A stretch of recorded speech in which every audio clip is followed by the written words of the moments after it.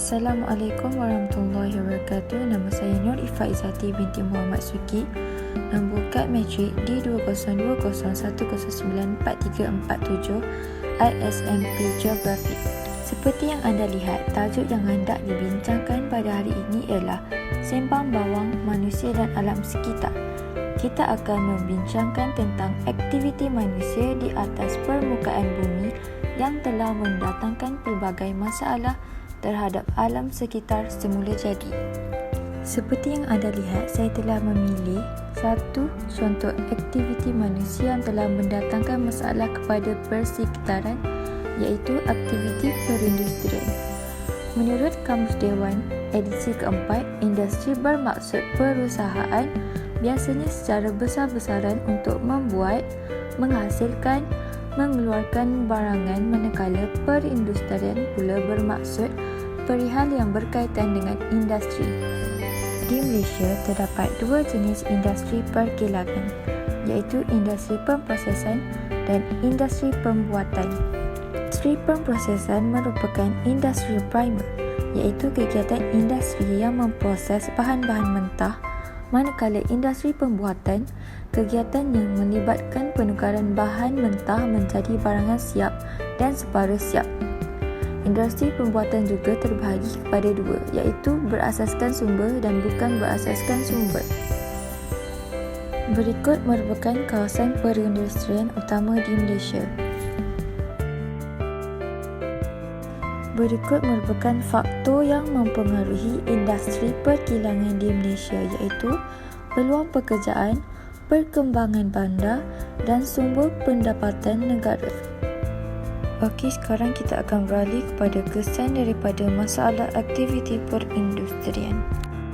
Ini adalah kesan daripada masalah perindustrian, iaitu pencemaran udara, pencemaran air, pencemaran bau, pencemaran bunyi dan peningkatan suhu setempat. Pencemaran udara bermaksud satu keadaan yang melibatkan pengenalan sebarang bahan kimia, jirim zarah atau bahan biologi yang boleh menyebabkan kemudaratan, ketidakselesaan kepada manusia atau organisma hidup lain serta merosakkan alam sekitar apabila ia dibebaskan ke atmosfera. Gas-gas berbahaya seperti gas karbon monoksida, nitrogen dioksida, sulfur dioksida, jelaga dan sebagainya. Hal ini boleh menyebabkan manusia dijangkiti penyakit seperti asma, sakit jantung, sakit mata dan sebagainya. Pencemaran air pula merupakan perubahan yang berlaku kepada air dari segi kandungan atau warna serta sifat-sifat kimia yang disebabkan oleh pelbagai bahan pencemar dalam pelbagai bentuk seperti pepejal, cecair dan gas. Hal ini berlaku apabila sisa-sisa toksik yang dibuang dari kilang perindustrian ke dalam sungai menyebabkan air sungai menjadi kotor dan bertukar warna.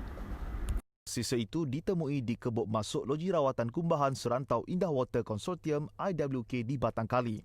Ia adalah hasil siasatan Lembaga Urus Air Selangor Luas, Jabatan Alam Sekitar JAS dan pihak berkuasa tempatan PBT. Ini bukan masalah IWK nak tekan di sini bukan disebabkan punca daripada IWK. Punca daripada kita kesan di inlet. Inlet ni daripada perumahan dan juga perindustrian. So kita mengesyaki kemungkinan ada minyak-minyak hitam tu dituang ke dalam toilet, utama di kawasan-kawasan perindustrian dan juga rumah. So kita masih mengesan punca itu dan kita mengusahakan ada beberapa workshop di sekitar yang kita akan fokus untuk kita kena pasti yang mana merupakan culprit. So kita akan bertindakan. Tambahnya, lapisan minyak yang ditemui itu menyebabkan proses penapisan air terjejas sekaligus mengeluarkan bau ketika air dirawat dilepaskan ke Sungai Liam. Susulan penemuan pembuangan berasaskan minyak itu, pihak IWK terpaksa menutup Kebuk Masuk berkenaan sekitar jam 9 pagi bagi kerja-kerja pembersihan. Hi berkata sebagai usaha mengurangkan pencemaran, 6 tan karbon aktif digunakan syarikat Air Selangor Sendirian Berhad Air Selangor. IWK juga dalam proses menyedut keluar lapisan minyak terbabit di Kebuk Masuk. Beliau percaya tindakan pembuangan minyak ini dilakukan sekali dan ia menyukarkan untuk mengenal pasti dalang yang bertanggungjawab. Namun, siasatan lanjut masih dijalankan. Henti operasi di LRA, SSP-1, SSP-2, SSP-3 dan rantau panjang menyebabkan hampir 1.2 juta pemegang akaun di sekitar Lebah Kelang terjejas. Bagi pencemaran bau pula berlaku apabila kilang memproses hasil pertanian menghasilkan bau busuk ke kawasan yang berhampiran dengan kilang. Contohnya, bau busuk yang dihasilkan dari kilang memproses getah dan kelapa sawit. Peningkatan suhu pula bermaksud suhu bumi telah meningkat 2 darjah dan kadarnya berbeza mengikut benua dan kawasan tertentu.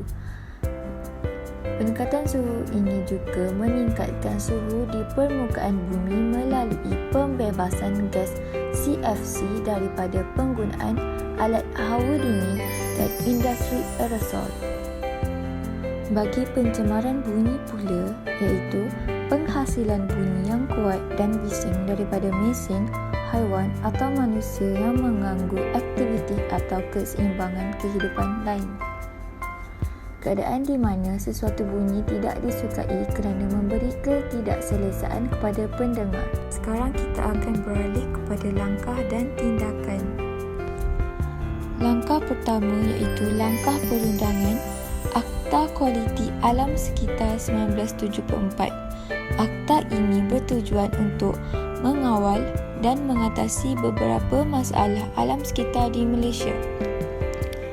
Akta ini juga diguna pakai bagi mengatasi masalah alam sekitar seperti masalah pencemaran perairan, pencemaran udara, pencemaran bunyi dan pencemaran tanah. Langkah bukan perundangan pula boleh dilakukan dengan membina kilang jauh dari pertempatan, memasang cerobong asap, mewujudkan kawasan hijau dan pendidikan. Bagi langkah bukan perundangan yang pertama iaitu membina kilang jauh dari pertempatan, hal ini kerana jika kita membina kilang jauh daripada pertempatan akan dapat mengurangkan kesan pencemaran bumi dan pencemaran udara kerana bahan-bahan yang dilepaskan oleh kilang iaitu arsenik, kadmium dan plumbum merupakan bahan toksik yang berbahaya untuk kesihatan manusia.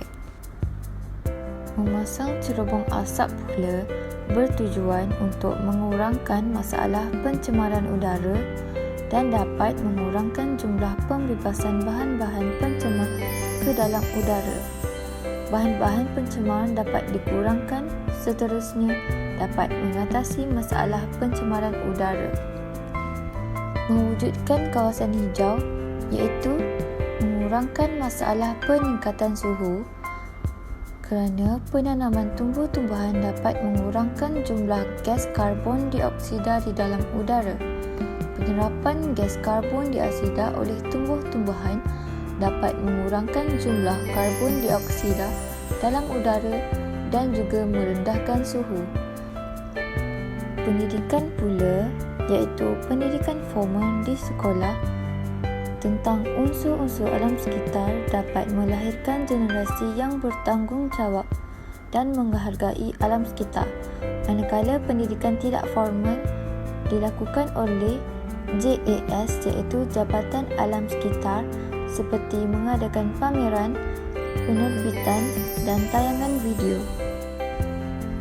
Saranan saya kepada pihak bertanggungjawab dan masyarakat bagi memastikan alam sekitar kita sentiasa dalam keadaan baik ialah sentiasa mematuhi peraturan yang telah ditetapkan oleh pihak berkuasa untuk menjaga alam sekitar seperti tidak membuang sampah merata-rata, mengendalikan kilang dengan sebaik-baiknya dan tidak memusnahkan flora dan fauna. Kesimpulannya, aktiviti perindustrian ini mempunyai kesan baik dan kesan buruk dalam pembangunan negara. Hal ini kerana di samping memberi pendapatan kepada negara dengan mengeluarkan pelbagai barangan siap dan separa siap kepada masyarakat dan negara, tetapi secara tidak langsung telah menyebabkan berlakunya pencemaran alam sekitar. Jika masalah ini tidak dibendung dengan secepat mungkin, akan menimbulkan pelbagai masalah kepada negara seperti pencemaran dan masalah kesihatan kepada masyarakat.